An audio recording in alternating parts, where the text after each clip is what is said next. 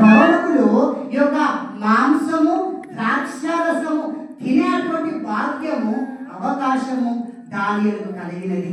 కానీ తాను అపవిత్రుడు కావద్దనుకున్నాడు, పరిశుద్ధత కలిగి ఉండాలనుకున్నాడు. అందుకొరకే రాజ భోజనము, ఈ మాంసాహారము నాకు వద్దు, నాకు కాయగూరల భోజనము కావాలి అనుకున్నాడు.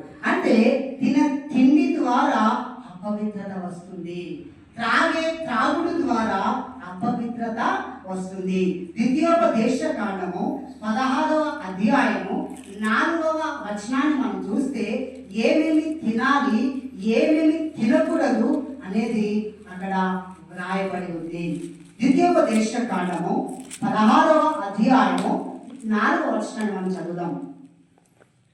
ద్వితీయోపదేశ కాండము 16వ అధ్యాయము 4వ వచనాన్ని మనం చదువుదాం. శ్రీలేఖ చదువు. నీ ప్రాంతములన్నిటిలో 7 దినములు పొంగినది ఏదైనాను కనపడకూడదు. మరియు 15వ అధ్యాయం 4వ వచనం. నీవు స్వాధీనపరుచుకున్న 14వ అధ్యాయము 3వ వచనం. నీవు హేయమైనది ఏది తినకూడదు. హేయమైనది ఏది